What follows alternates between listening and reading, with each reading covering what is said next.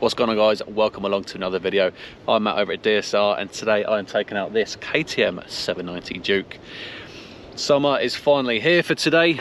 Zoe is behind me. She is taking out the Honda CBR 650R, so make sure you subscribe to the channel so you get notified when both of these videos do drop.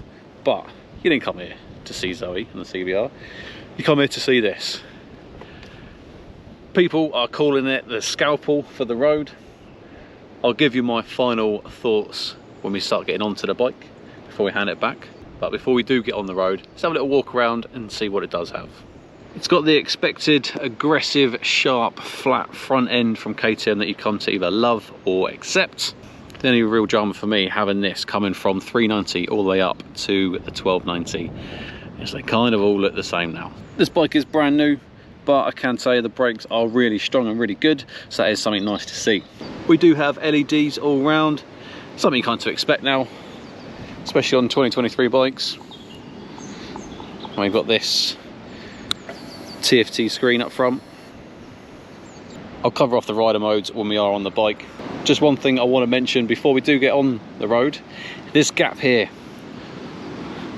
When I sit too far forward, my crotch is hitting the tank and I'm getting the vibrations through my crotch, and then when I move back, my back and my bum is hitting this, and especially when I'm aggressive on the throttle or the front wheel does come up, my bum is kind of falling into that crease and it's kind of uncomfortable, verging on a bit of pain. So not ideal. The seat's almost not big enough for my big bum. Quick sound test of this parallel twin 799cc.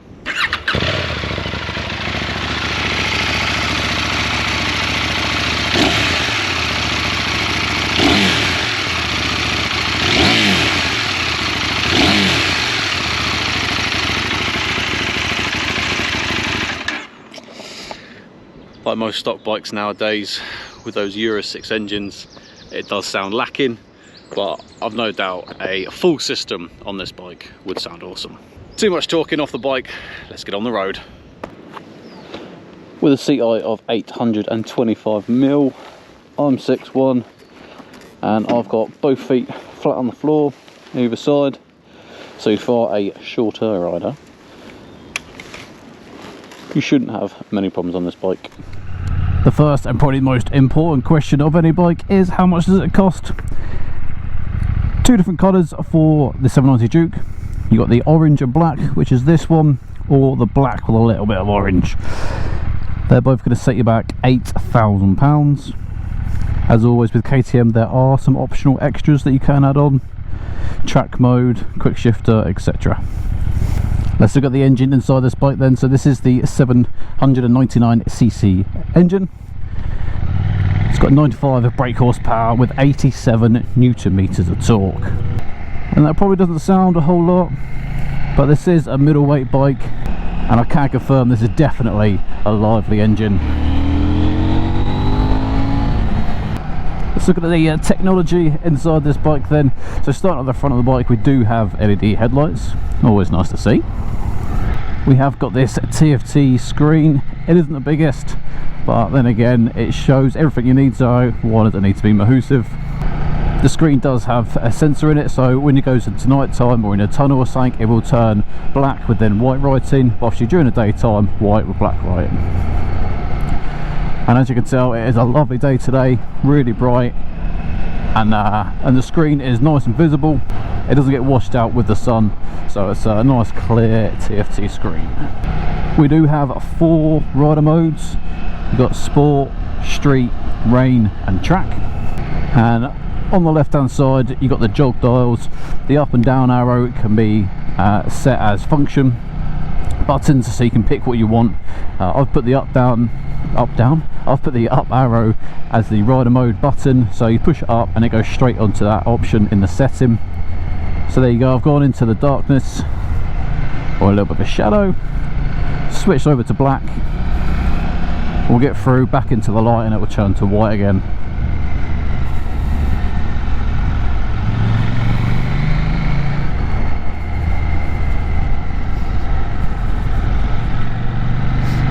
And there you go. Cool. Thank you very much. Shadows. When you've selected which rider mode you want, push the set button, and then it will change onto it and it'll say OK, or it's on, sorry. And it's as simple as that. Push the left arrow to go back, and it takes you back to the main screen. And then I've set the down arrow for the traction control and slide control, and I'm just going to leave those on for now. Currently in sport mode, and that throttle is nice and snappy. It's aggressive, but it's a good aggressive. You're in sport mode. Put it into street.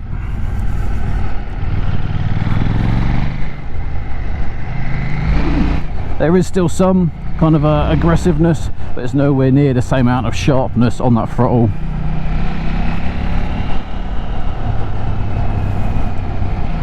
This is just your nice relaxed riding style and throttle response. Like it into rain, and yeah, you can tell that the throttle's really dulled down. It's docile, it's nice, it's easy. You're not going to get into any trouble if it does start raining. You can still have some fun in it, but it's not just that aggressive off the bat throttle response. And the last one being track. In track you can then go and change some of the extra parameters. So at the minute throttle response is on track, so it's even more aggressive than sport. You've got anti-wheelie and launch control. When you've got it in track and then throttle response in track as well, it is really aggressive. Handling on this 790, some people have referred this as the SCALPEL. Like I said at the start, I wouldn't particularly say it's the sharpest handling bike I've been on. It does take a little bit of persuading to get it over left and right. Normally you do find on the naked style bikes, because of the kind of wider handlebars, you can do some counter steering really easily. But this there's a slight delay and I say a bit of sluggishness. I'm 6'1", 115 kilos, and I do feel a little bit cramped on this. The peg height, along with where my knee bend is quite aggressive. It's not particularly the most comfortable riding position to be doing for a long distance. I do find the seat quite hard, but then again, KTM are kind of notorious for having hard seats. Another way to get you to spend some extra cash dollar on some comfort seat. I believe you can get heated grips for this, but once again that's going to be an added optional extra.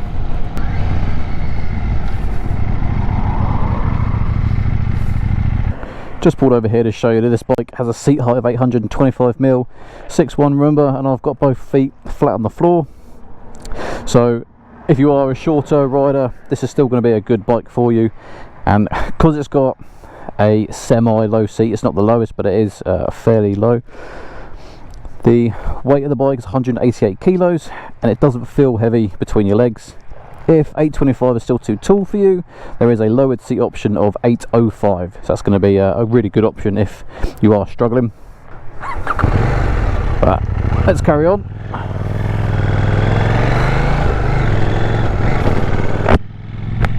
Added in to that 188 kilos is going to be this 14.3 litre tank.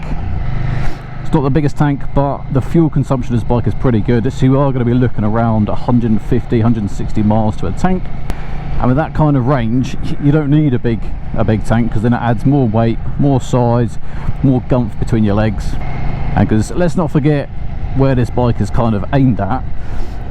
This is an A2 compliant, so it can be made A2 regulations, i.e. I believe it's 48 brake horsepower. So this is going to be for those new riders that then can progress, as in de-restrict it back up to its full brake horsepower.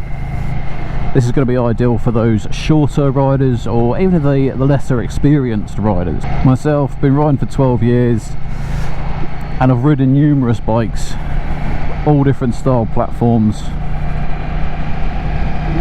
knowing that there's not only the 890 Duke but also the 1290 Super Duke R. I probably wouldn't be looking at this bike for me personally, but everyone is different. But that's why I'm saying this kind of set for that kind of middle ground. It is your middleweight bike, so it's perfect for, say, new riders, inexperienced, shorter Let's move on to the suspension and brakes on this bike. We do have WP Apex suspensions, 43mm upside down forks at the front. KTM have been using WP for a while and they are good components.